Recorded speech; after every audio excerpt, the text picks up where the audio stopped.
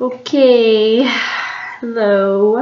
I don't really know how to start the intro. Hopefully you guys can hear me. Sorry for the bad quality.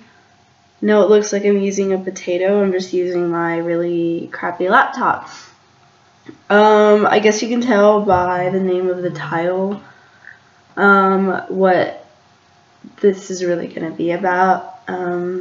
I haven't been like completely honest with a lot of people. I not so much that it was a lie or that I wasn't honest.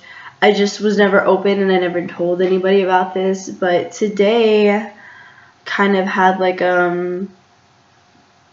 just a realization, and that I needed to tell everybody this. And it's not for, for sympathy or for attention. It's not for any of that. It's just I know that there's people out there that feel hopeless and lost and scared and just depressed and like they want to end it all, but that's not the answer. So I'm just gonna share my story with you guys because I'll get to that. But so, and everybody's my friend, my family, whatever. You all know that I was in Germany for almost a year. I was stationed there, and everything was alright besides missing home. That was a major issue. I felt safe and I felt happy. I loved all my friends that were there, all the friends that I did make there, and everything was fine. And then many of you know that I now live in El Paso. I'm now stationed here at Fort Bliss. All my friends and family know that now. But it was really hard for me to tell people why I was leaving Germany, and I had to constantly keep coming up with a lie about it, like, oh, I was needed here and I needed to get transferred over, whatever, just some bullcrap excuses. And I just can't be lying to people anymore. So December 6th of 2017, which was only, what are we in, March? 3-4 months ago, I guess. I had went out that night with a friend. I'm not going to say any names again because this isn't to blame anybody or whatever. We were going out with one of our girlfriends. We were meeting her and we were going to go out that night. And we got to, the club, whatever. It was cool. And it came towards the end of the night. And I wanted to go home, but he didn't. He wanted to go home with this girl. So I was like, I really want to go home, dude. Like, can we go? And he was like, nah, like, just catch a train back to base. And I was like, okay. I mean, I've never really ridden a train by myself before, but I didn't see the big deal about it. It was almost 6 in the morning at the time. So I was like, okay, well, at this point, it was already Sunday morning. I figured maybe people would already, I guess, be around the train station at that time. So whatever. So I leave the club by myself. I catch a taxi ride back to the train station, and I've never ridden the train by myself, so I didn't know what to do. So I go up to the little ticket booth, get my ticket, and I'm just confused looking at it, and I was like, I don't really know where this train is, but whatever. And this man comes up to me. I think he was either German or Turkish, but I'm going to leave out those details. He was like, oh yeah, can I see your ticket? And I was like, okay, sure. Like, do you know where this train is? And he was like, yeah, I know where that's at. I can show you where it's at. So I was like, okay, cool. Like, he's going to lead me in the direction of the train. So he takes me to like the back of like the train station. And he's like, yeah, this is the train. It's going to take you back to where you need to go. And I was like, okay. And so I'm waiting, and then he sits next to me, and I'm like, okay, maybe he's getting on the same train, right? At this point, he was being super touchy and super, super on me, and I was like, okay, this is like kind of weird. And I was like, can you stop, please? Like, I don't really know you.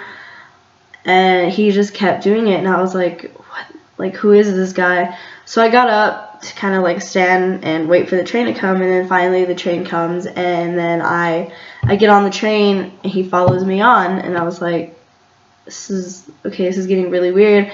And at this point, I was texting my friend back at base. I'm not gonna say any names in this story. He was on CQ, and I was telling him, this guy's being super weird, whatever.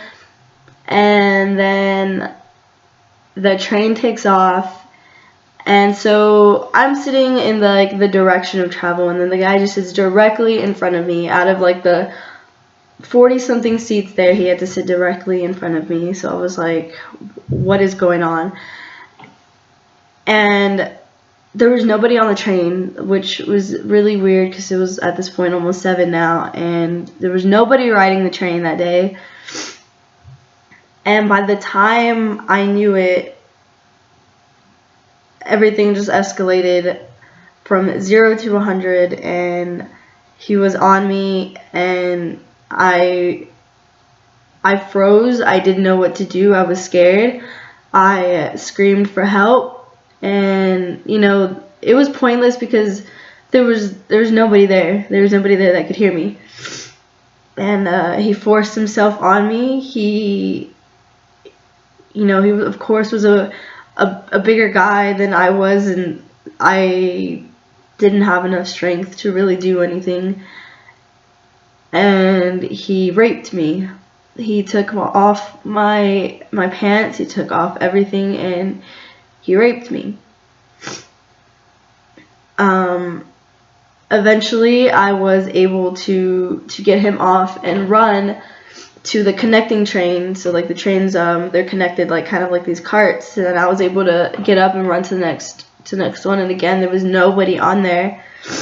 At this point, I just felt helpless. I didn't know what to do, and I was scared. So I sat down and I cried, and I told my friend what happened, and he was like, okay, I need you to calm down, and I need you to try to take a picture of this guy.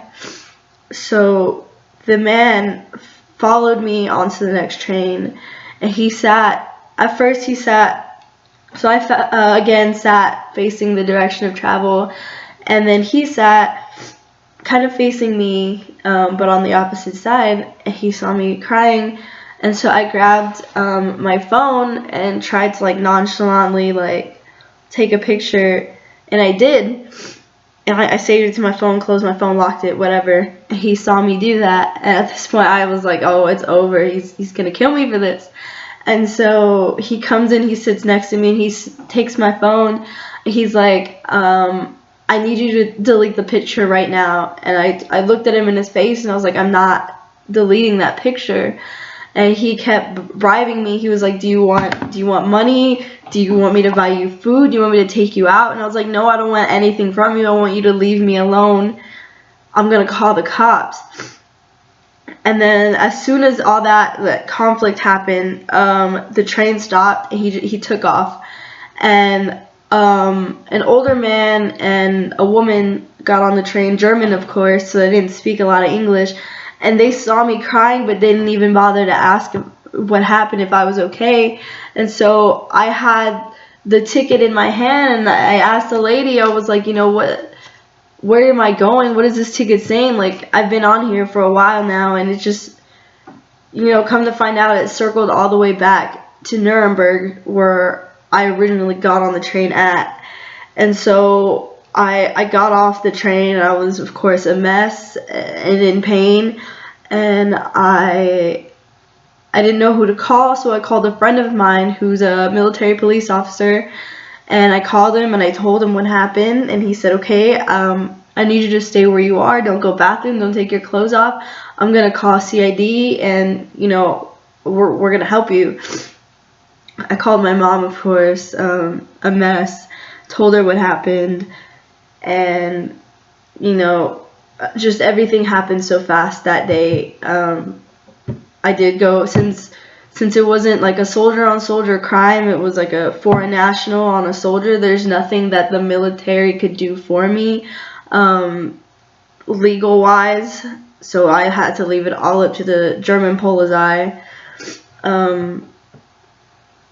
But yeah, the reason I wanted to, I guess, share this story with you guys is because I've been going through a lot in the past few months. I know it seems like maybe, she's happy and she's fine and content, but I've just been really good at hiding all that because I've just been depressed and lonely and lost and scared, and at some points I felt really just helpless and I wanted to give up, and at some points I wanted to end my life. I just wanted to end it. But I knew that I had so much to live for. I'm so young, and I didn't want to just throw my life away for some man that took a part of me that day, and I'll never get it back. I will never get that part of me back. But I'm gonna grow from this, and I'm gonna overcome it, and this isn't gonna defeat me. This doesn't define me as a person. And for the longest time, I blamed myself. I felt guilty, and I felt, maybe if I didn't do this that day, maybe if I didn't go out that day, maybe if I didn't wear this, if I would have played my cards differently, would that have changed my outcome? And I realized that it doesn't matter what I did that day. It doesn't matter what I wore or who I talked to or what I said. No meant no, and that's that. And it's not my fault. It's not. And I'm so tired of blaming myself for it. I would wake up every single day blaming myself, but it's not my fault. It's not God's fault. It's not. And I just wanted to get this out there because I know that there's hundreds and thousands of people who feel exactly the way I do or did, and that there's help. That there's help for you, there's help for me, there's help for everybody who needs it. And ending your life now isn't worth it because there's so many things to live for. If you wake up every day for the next year and give yourself at least one thing to live for, that would be at least 365 things worth living for, and that's a lot. But I just felt like society kept looking at me differently, or I was being judged by others, but nobody even knew my story. Nobody even knew what happened. Everybody just thought I was just this girl that moved here. But it was so much bigger than that. And I feel so much better getting this out and sharing my story with you guys and letting you know what goes on in my life. Only a select people knew. I don't even think my best friend knew. I don't think I ever told her. My family knew, and the ones involved in the situation knew. The military knew, of course. It's an unrestricted case. But it wasn't my fault. And I know people aren't judging me or looking at me differently. It's in my head. And because nobody even knew. It was me assuming like, oh, they know what happened, and they're looking at me like it's my fault. The truth is, it's not. But yeah, I feel better, and I'm at the acceptance stage. This was, I guess, the hardest part. When everything happened, of course, I did accept it for a second, but I was more of in shock and still processing it all. And just the other day, it just hit me like a ton of bricks, and it all just came crashing down on me, and I wanted to end it all. I never told my parents that because that would crush them.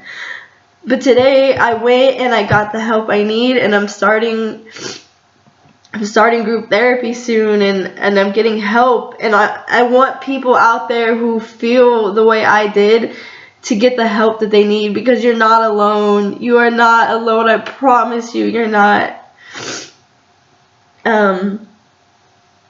But I didn't post this for the guilt or for the attention or for people to have sympathy for me.